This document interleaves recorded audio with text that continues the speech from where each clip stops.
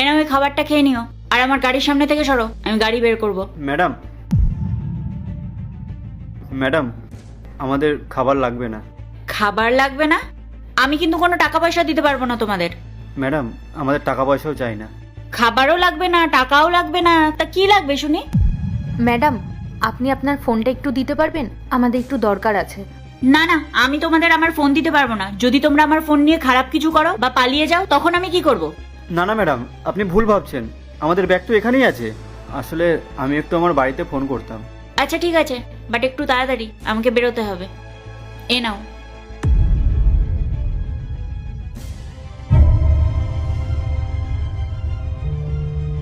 এটা আবার কার নাম্বার? হ্যাঁ, হ্যালো, কে? হ্যাঁ দাদা, দাদা আমি গোপাল বলছি। তুই কেন ফোন করেছিস আমাকে? বাড়িতে বেরোনোর সময় তো অনেক বড় বড় কথা বলে বেরিয়েছিলিস। দাদা, আসলে আমরা যখন ট্রেনে করে আসছিলাম না, তখন আমাদের টাকার ব্যাগ, ফোন সব চুরি হয়ে গেছে। আমাদের কাছে শুধু একটা ব্যাগই আছে, যেটায় আমাদের জামা কাপড় রয়েছে। হ্যাঁ, তো সেটা আমার ভেবে লাভ নেই, আর বাড়িতে ফেরার কথা একদমই ভাববি না।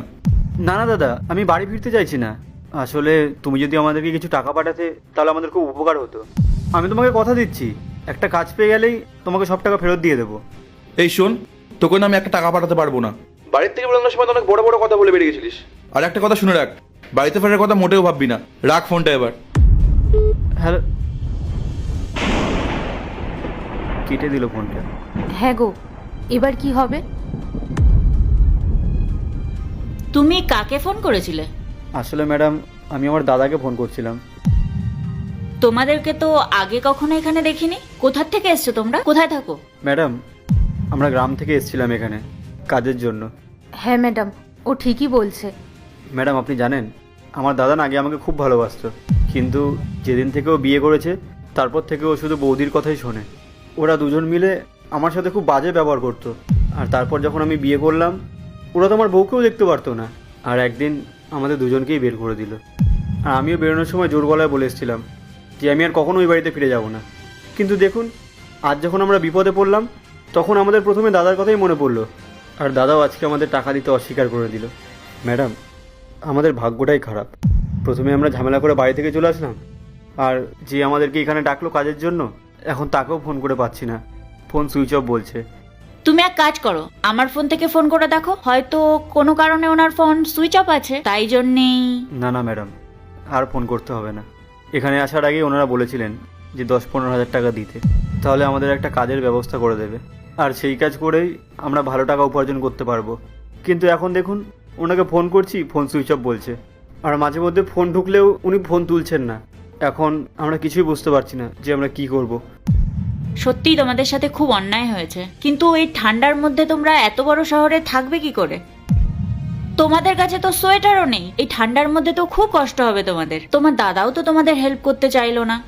তোমরা এখন তাহলে কি করবে? তোমাদের কাছে তো আর কোনো রাস্তাও নেই। জানি না ম্যাডাম কি করব। দেখি, এদিক ওদিক যদি কোথাও ছোট একটা কাজ পেয়ে যাই।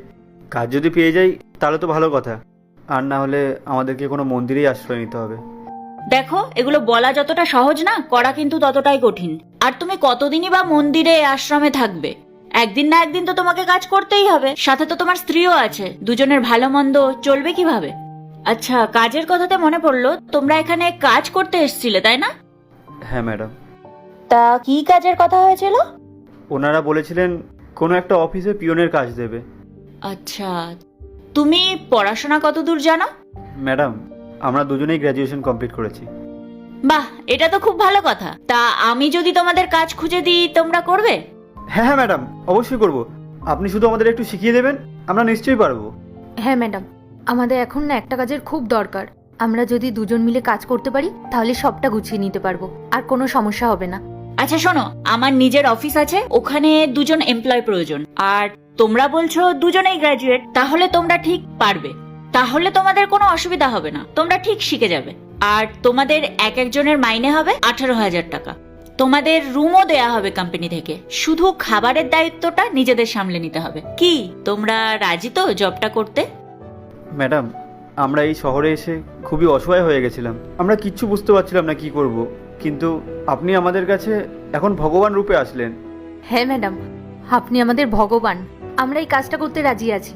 বাহ, খুব ভালো। তাহলে তোমরা আমার সাথে চলো। কিন্তু ম্যাডাম, কোনো কিন্তু না, চলো। ম্যাডাম আপনাকে অনেক অনেক ধন্যবাদ। চলো।